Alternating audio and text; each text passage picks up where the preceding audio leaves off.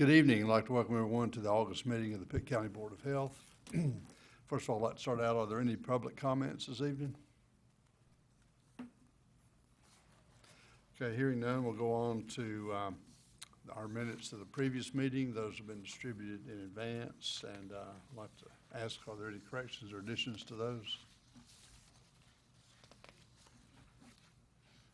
Hearing none, is there a motion for approval? So moved. Second. All right, any further discussion? All in favor say aye. Aye. All right, the minutes are approved. Move on to fiscal report. John Reed. Thank you, Mr. Chairman, board members. I've got two financial reports to present to you tonight. They look a little different. One of them, the first one I want to go over, is the final fiscal year 2016 report. And that one, if you look in the upper left-hand corner, says June 30, 2016, period 13. This report includes all the final closeout entries. However, it is pre-audit. In other words, the auditors have not come in and reviewed these financial statements. So there could be potential changes to this. That would be highly unlikely. But if you go over to the year-to-date June 30, 2016 numbers, you will see that for the year, we brought in $9,090,000 of revenue. Compare that to our annual expenditures of $9,174,000. That resulted in a deficit of about $83,700. That's about twice the deficit I told you we were going to have about 2 months ago. So I apologize for that. We did have some late entries that kicked that deficit up. One thing I would note, and on the screen you'll see those 4 rows highlighted in yellow. Those 4 rows highlight the negative effect on our budget of the revised Medicaid cost settlement formula. And there are some positives in there. If you'll see under the Medicaid cost study 2011 and 2012, we didn't budget getting that 10% holdback, and we received it this fiscal year, so that's a plus. But the offsetting negatives from the 2014 and 2015 cost settlement more than offset the positive effects of that. The net negative effect of the cost settlement is a negative $578,000.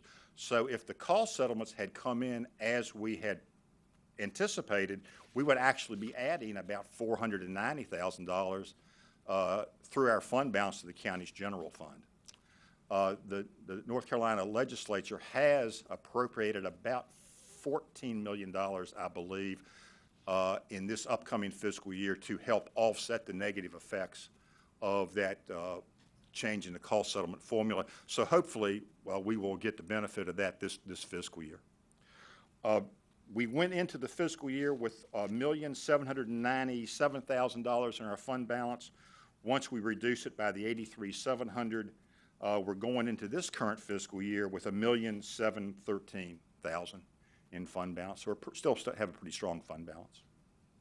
And I'll be glad to answer any questions on this report. The next report I'm going to give you shortly is going to be the July report, the first month of the current fiscal year. But I'll be glad to answer any questions on this one. Any questions for John Reed?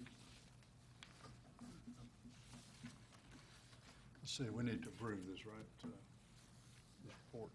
Yes, it's an action item. Is there a motion for approval? So moved. Is there a second? Second.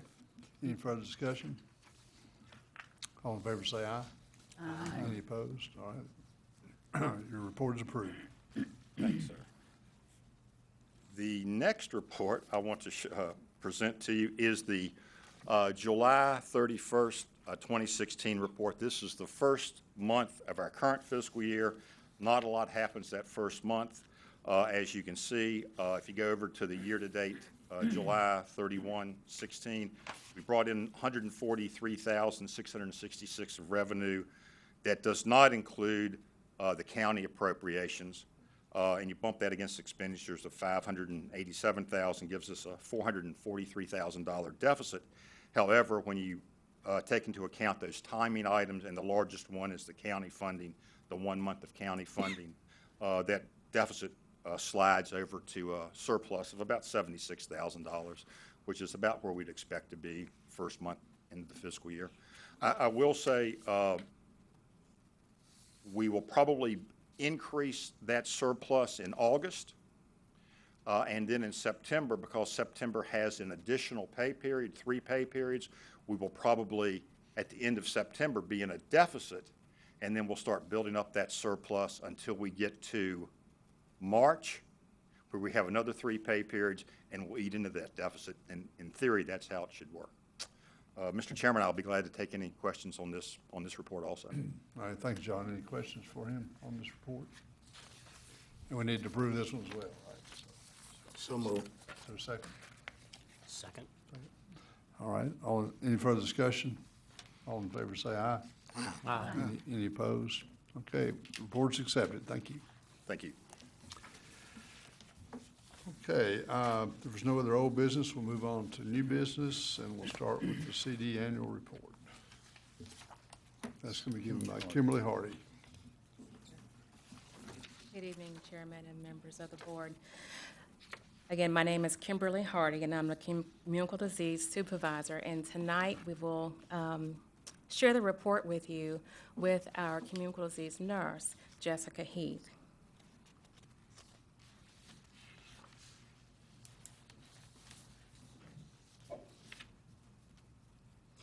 As we always start, we just want to establish under what authority our health department administers the communicable disease program in our county.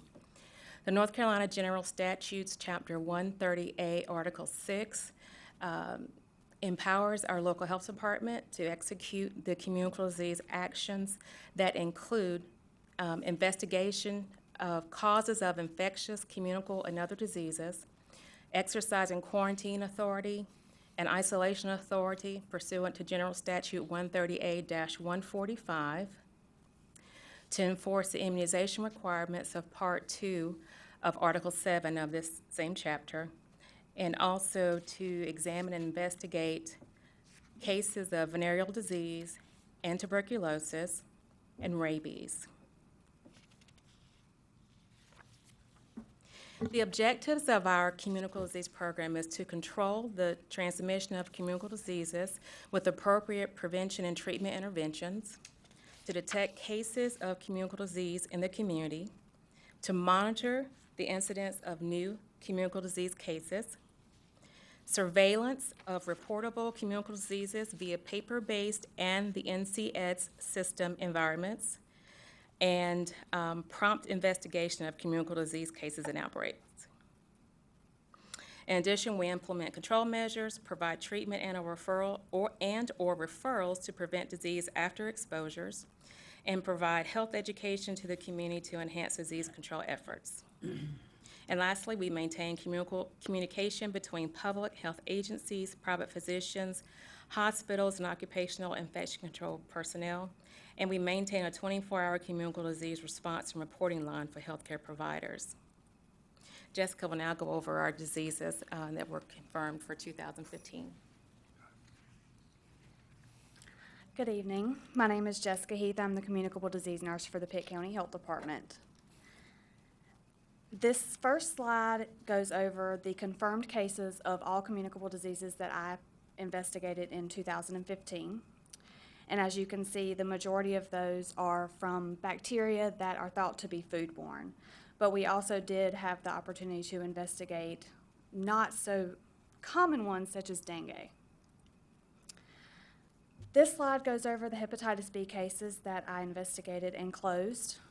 We only had one acute hepatitis B case, but we had 17 chronic cases. Those chronic cases were all Pitt County cases, but we did have an additional 15 out-of-county cases that I had to investigate as well and assign to the appropriate county. The hepatitis C cases went up this year, especially for the chronic. The acute cases were only 2 that I investigated. We had 27 chronic in Pitt County, 17 that were out of county, so for a total of 44 cases that I investigated. We had 18 Campylobacter cases, 43 Salmonella cases, 7 Shigella cases, We had 7 probable cases of Rocky Mountain spotted fever. We had 28 that did not meet case definition. And we didn't have any confirmed last year. We did not have any Lyme disease confirmed cases. We did have 2 that were probable or suspect. One was suspect, one was probable. And we had 1 probable ehrlichiosis and 0 confirmed.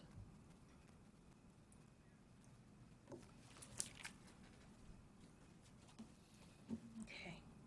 Our immunization program objectives remain as follows: to reduce the spread of vaccine-preventable diseases in childhood by ensuring individuals are age-appropriately immunized, managing outbreaks of vaccine-preventable diseases, and providing health education to the community to improve immunization rates and protection via cocooning. In our clinics at our health department, we provide immunizations at no cost to VFC-eligible children. We provide immunizations for adults, and the costs vary, and we do accept Blue Cross Blue Shield as payment for that. And we provide post-exposure prophylaxis for rabies. Our immunization benchmarks remain the same as they have been the last 4 years. Our goal is to have at least 90% of all eligible 2-year-olds who are served directly by our health department. We want all of those children actually to be appropriately immunized, at least 90% of those. We've almost achieved that. We currently have 98%. We collaborate closely with our WIC program, daycares in our community, and Pitt County physicians to help make sure this rate remains high. The second benchmark for our immunization program involves all children age 2 that reside in our county. We need to make sure that we have at least 79% of all eligible 2-year-olds that they have documentation of age-appropriate immunizations. We are just shy of that at 75%. And actually, this is the very same rate that we had last year. Moving on to our TB program, our goal, again, is to eliminate disease, specifically tuberculosis as a public health threat. We aim to reduce the number of new TB cases and control the spread of tuberculosis in the general population. Our health department provides surveillance, case and contact investigation for tuberculosis, and we also provide direct observed therapy and treatment of contacts and isolation and other control measures for TB. We don't have 2015 data, so what you see here actually is 2014. For our STD program, now this is probably going to be the most remarkable data that we're going to show you tonight in terms of our rates. Our objectives in this program is to monitor the STD rates and trends in Pitt County. Another objective is to ensure adequate treatment is given to all patients that are seen in Pitt County by private and public medical providers, and to assure timely reporting to the state's CD branch and the CDC using our NCED system. Our health department provides examination, testing, treatment, counseling for STD or sexually transmitted infections, and we also provide referral as indicated for treatment. So, for our committee cases for 2015, our cases do continue to rise. We had 1,734, depending on what data set you look at, in 2015. Of those cases, 63% were in the African American community and 30% were Caucasian, followed by the other numbers that you see here.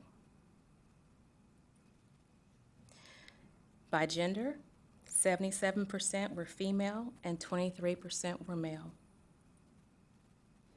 In terms of age, it's important to note that 90% of our chlamydial infection occurs in individuals who are less than 29 years of age.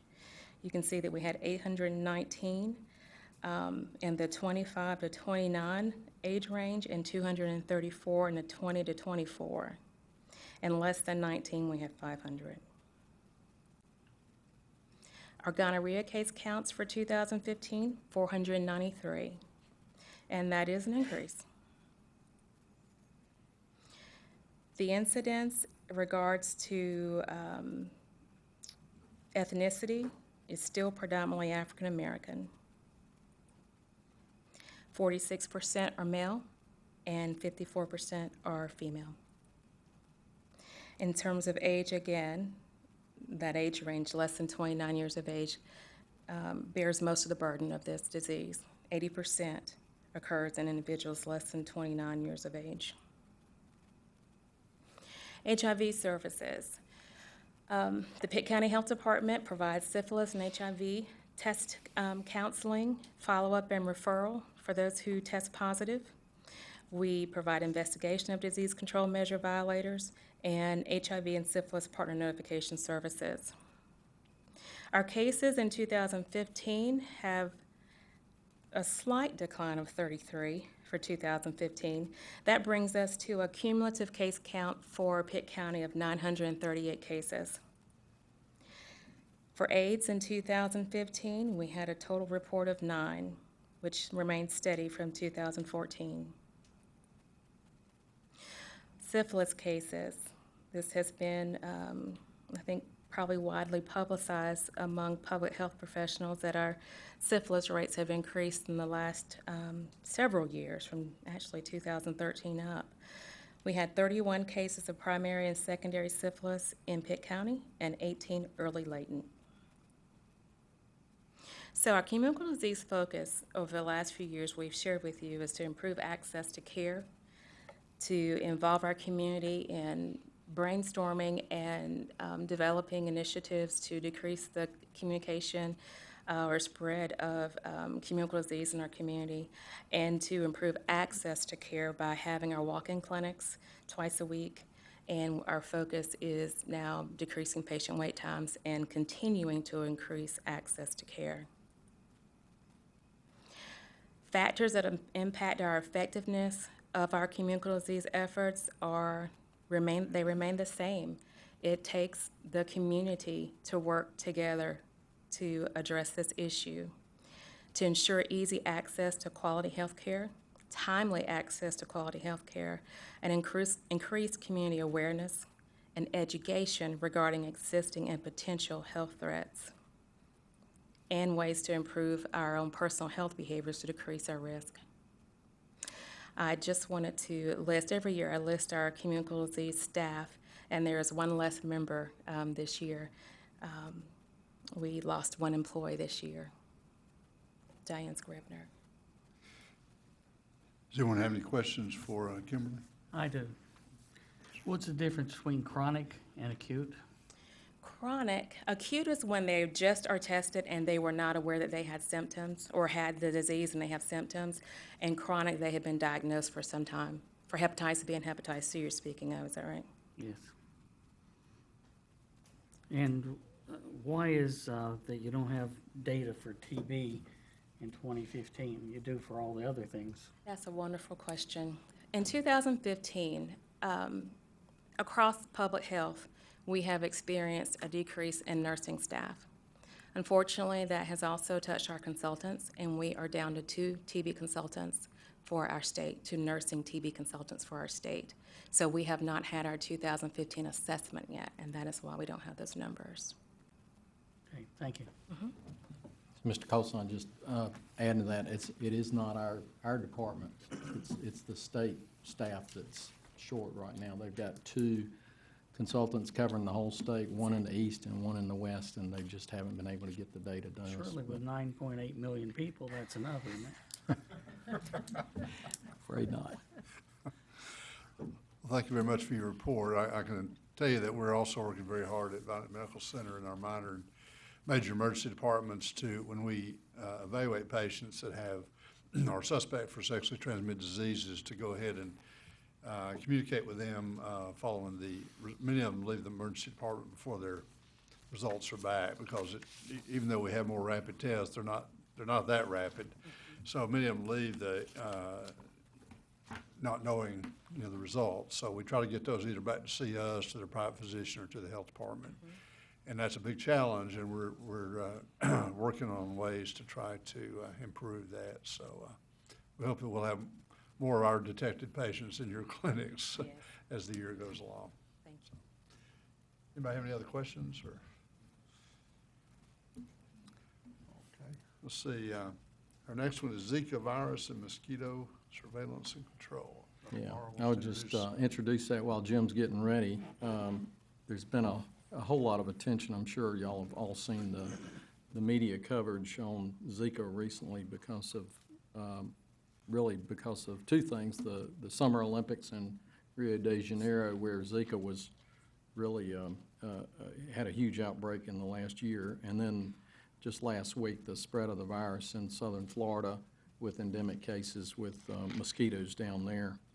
So I just want to let you know, current status of Zika virus in North Carolina. There have been 33 cases in North Carolina. These are all travel-associated cases. None of them are endemic. They were all from people that traveled south of here, usually to the Caribbean or Central and South America.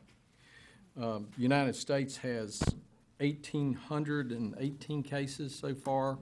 Again, most of those are travel-related. 479 of those 1,800 are pregnant women. And that, I think, reflects that that's mostly the people who are being tested. We are seeing an increased request for testing, and I think we're going to continue to see that increase. Jim Gardner's going to talk tonight about our mosquitoes and what we're doing here in Pitt County to protect the people here. But I do believe our local risk for Zika is still mostly due to travel to Zika-affected areas.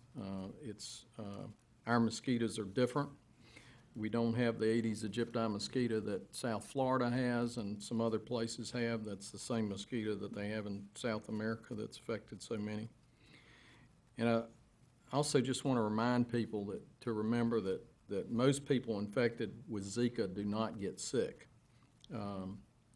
But a man who travels to Rio de Janeiro, for instance, and comes back may infect his sexual partner, and if she is pregnant or she becomes pregnant, while she's infected, this could have a very severe effect on the baby. So that's the biggest concern we have. But Jim's going to talk about what we're doing with the mosquitoes, and we're part of an effort that the state's put forward, and Jim's done a great job.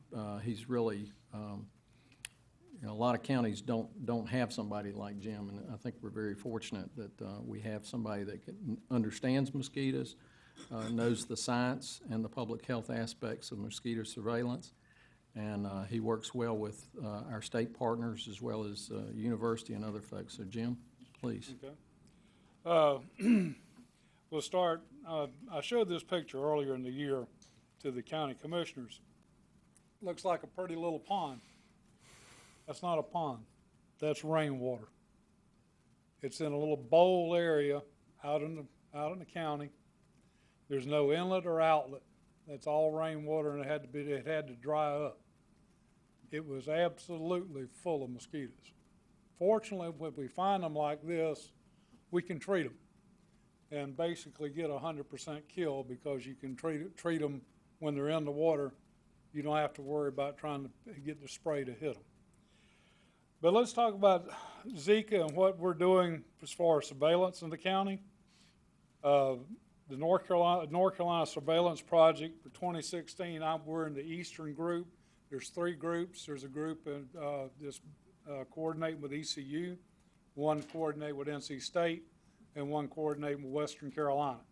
There's basically 5 counties sending eggs, trapping mosquito eggs, or collecting mosquito eggs. Won't trap the eggs. Collecting the eggs, sending them in. They're counting the eggs off the papers, emerging the mosquitoes, and then identifying them. There's nothing really fancy about getting mosquito eggs.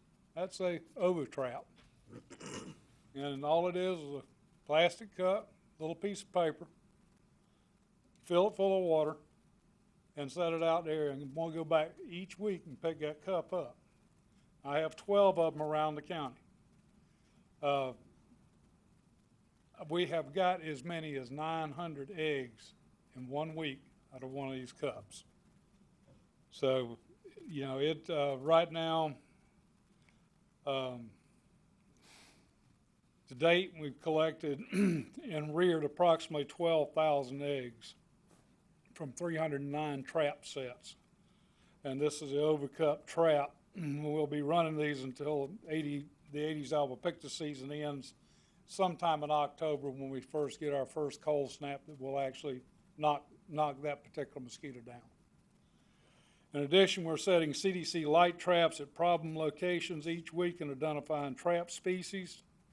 To date, we've analyzed 95 traps that I've set, and also identified 11 traps for the city of Greenville, because they trap before they don't just automatically go out and spray. If somebody calls Public Works, so if they got a mosquito problem, they go set a CDC light trap, and they'll bring the trap to me to read for them. New findings this year. We had a new mosquito caught in Pitt County. Some of the surveillance this year, we had the first Aedes Mitchellii mosquito, it's a nuisance mosquito, but it's just unique when you catch something new for the first time. We had the first Aedes Thebalti in 2009, Mathesona in 2009, and our first hatching of the Japonicus mosquito, which has just started moving into this area, the eastern North Carolina. It basically started off in the western part of the state as a rock pool mosquito.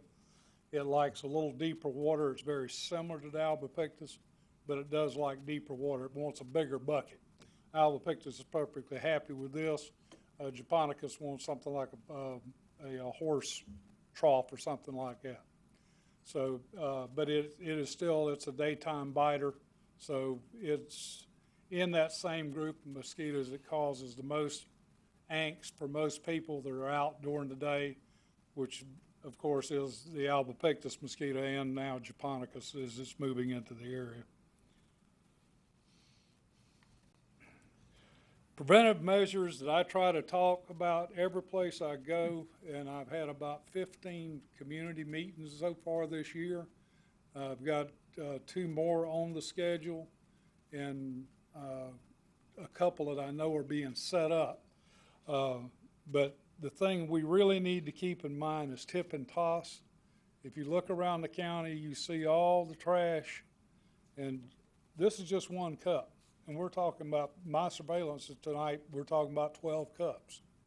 And I'm sure if we look hard in the side ditches before you get to your car good, you'll see 12 cups. So 12,000 eggs in a little bit of time that we've done it, it's not very many. When you look at the total number of cups that you see laying around the county, there's an awful lot that could be done in people's communities. The other thing is, if you have to be out, use repellent. Use DEET is one that's the most preferred. The CDC even recommends it on children down to the age of 2 months. Just don't spray it on their hands or spray it in their face. And protective clothing. I took a group from WNCT out with me to collect my traps last week, and the reporter was wearing a little short skirt, and the cameraman had on shorts, and the mosquitoes just eat them up. So, because I knew I was going where the mosquitoes were going to be. But anyway, that's a preventative measure, is wearing any clothing that you need to wear to prevent the bite. And with that, anyone have any questions about what's going on? Yes. I'm wondering if we should be concerned about these above-ground swimming pools that are not covered. Would the chlorine keep the mosquitoes away? Yes, any type of water, you have to keep in mind that water is moving. Any water that moves, mosquitoes can't use it. The water has to be still, because they have to literally come up and stick their little siphon to the surface of the water to be able to breathe. They're just like we are. They gotta have air. So if you're doing anything that breaks the surface up, then the mosquito can't hang on the surface to breathe. It's like if you have a fountain in your yard, a bird bath in your yard, put a little pump fountain in it. The mosquito can't use it then. The birds can still use it, or either that or you can use a BTI dunk or something like that. You put the BTI in the water. It's not going to hurt the bird, but it will kill the mosquitoes. Okay, thank you. Do we have any, appreciate very much your report, and do we have any evidence that any of these new species, like the one you mentioned, japonica and all, that may carry Zika, or is it too early to? It's too early. say? That question has been asked because there is similarities between Japonicus and Aedes albopictus. The albopictus mosquito is capable, but at a much lower rate than the Aedes aegypti. Aedes aegypti is what we call a house mosquito. It likes people. It wants to live amongst people. It wants to bite people. The Asian tiger or albopictus mosquito doesn't care. He's going to get the cat, dog. He'll get anything he can get for blood. So, or I say she, because only females bite. But anyway, but she'll look for a blood meal from anywhere. So there's somewhat of a dilution factor with that particular mosquito. Yes, sir. Jim, maybe you could comment. I know early on when we were, a couple of months ago when we were getting into the Zika thing, the CDC website was showing that North Carolina had Aedes aegypti mosquitoes. Can you comment on some of this surveillance? I mean, I know we're looking for Aedes aegypti now, but has anybody found any in North Carolina? Not across the entire state. The last time an Aedes aegypti mosquito was captured in North Carolina was back in 2008. And it was down on the South Carolina line. And I kind of, and I'm not saying they've never been here. I don't really know. But there's been no trapping that's caught them, and we're trapping from New Brunswick County. You can see the counties that we're dealing with on our list. But we're trapping all over the state, and there has been none found. The range of that mosquito could potentially reach up here, but I don't think we'll see. I really don't think we're going to find it. And that's essentially what the whole surveillance program is looking for, is to see if it is here. And that plus characterizing the other mosquitoes that are here. Because all three of the educational partners, ECU, NC State, and Western Carolina, part of this project is going to be to characterize the mosquitoes of the state, because that has not been done since PHPM went away, which was Public Health Pest Management, a state department that was done away with in 2012, I think. 2011, I think. It was 11 or 12, but anyway, and that characterization had not been done really since the late 90s.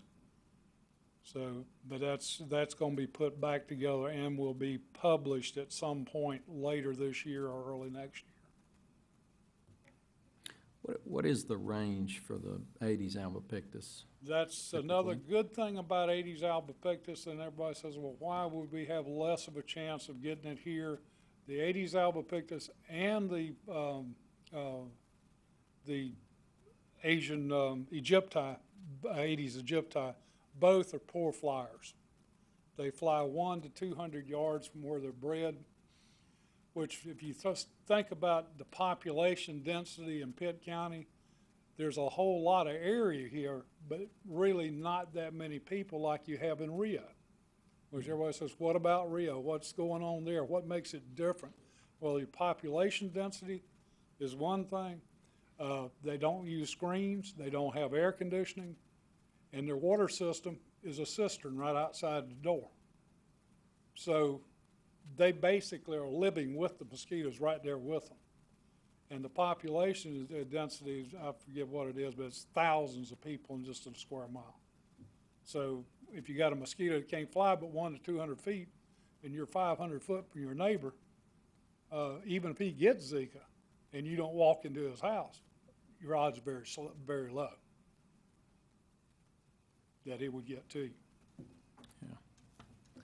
Well, thank you very much. Does anybody else have any other questions, or? We appreciate your very reassuring report, and I'd like to reinforce certainly that we do prefer to prevent mosquito bites. We still have the encephalitis virus to circulate, and we don't talk about it as much right now, but we still have possibility of West Nile and Eastern and St. Louis equine and lacrosse and so forth. So we do certainly encourage prevention of mosquito bites in general to prevent the diseases that we actually do have in place here, so. Yes, we have had a triple E horse case in Pitt County this year. Okay. All right, thank you very much. Okay, our next agenda item is rabies update. Mr. Chairman, you should have some handouts. There's a brand-new rabies compendium that's just come out from the National Association of State Public Health Veterinarians. And we also have, you should have a copy of a model rule. I was hoping Dr. Hayes would be here tonight, and I was able to actually talk to him this week. He told me he was not going to be able to make the meeting tonight. But he's taken a look at the compendium, and basically some of the changes that it includes are that it shortens the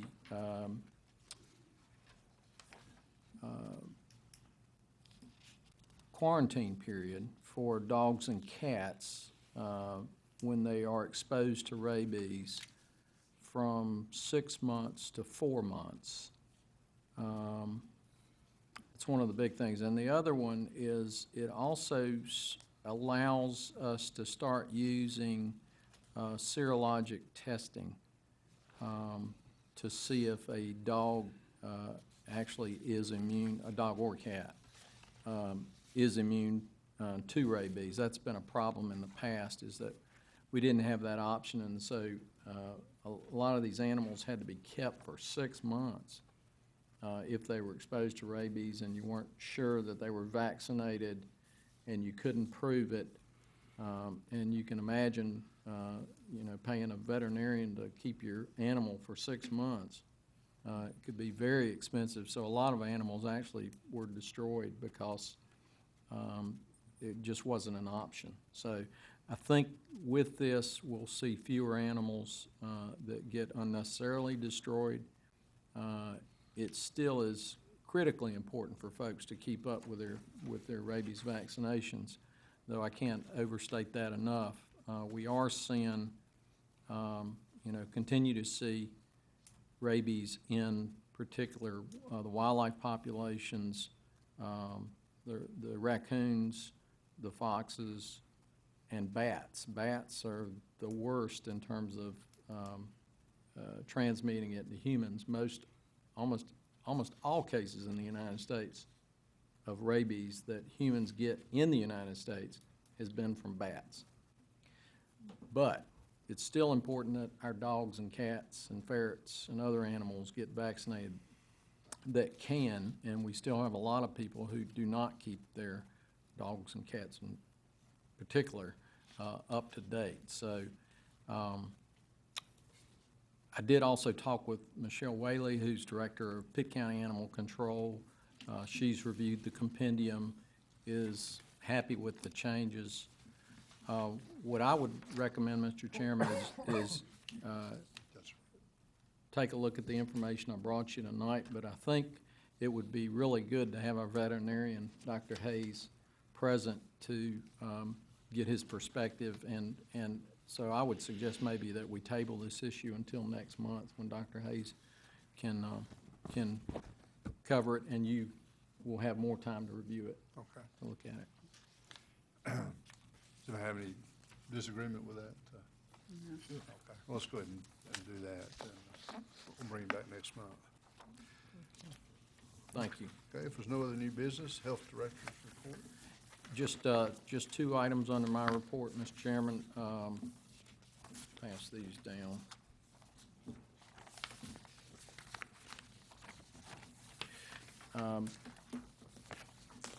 I wanted to make y'all aware the FDA has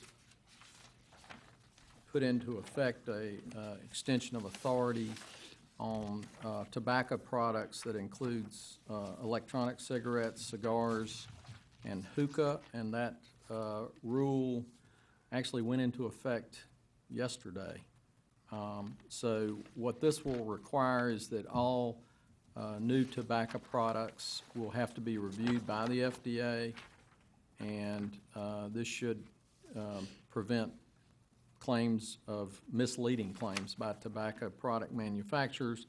Also, they will have to evaluate the ingredients of tobacco products. You know, it's one of the things we've talked about in the past is these e-cigarette liquids that some of the children were getting in contact with and being poisoned. There was no requirement for them to even label what the ingredients were on the product, so they will now have to do that, and also to communicate the potential risk of those products. So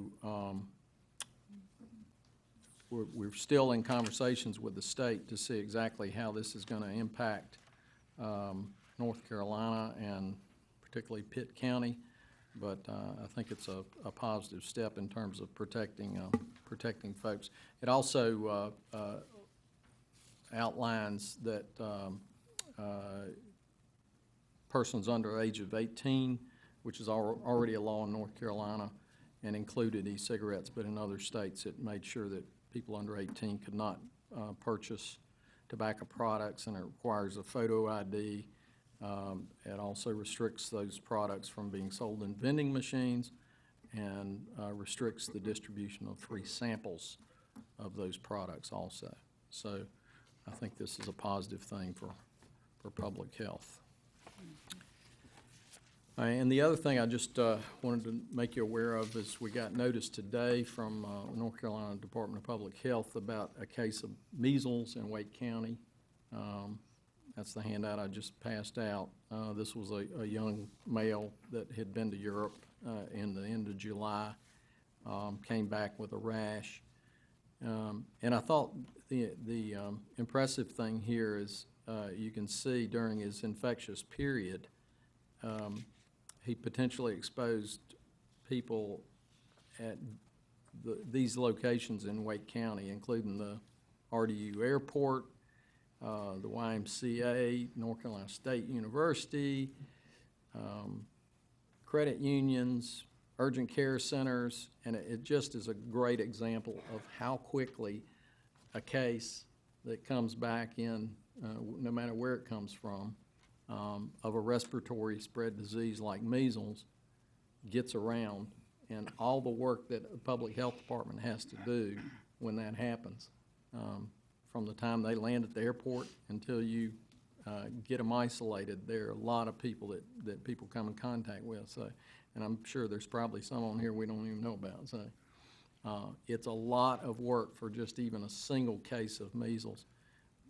You're aware we probably had we did have an outbreak of measles in various states over the last few years, and some at university campuses, and it does involve people who have already been vaccinated often. So vaccination is great. It keeps people from dying, but it doesn't necessarily stop an outbreak.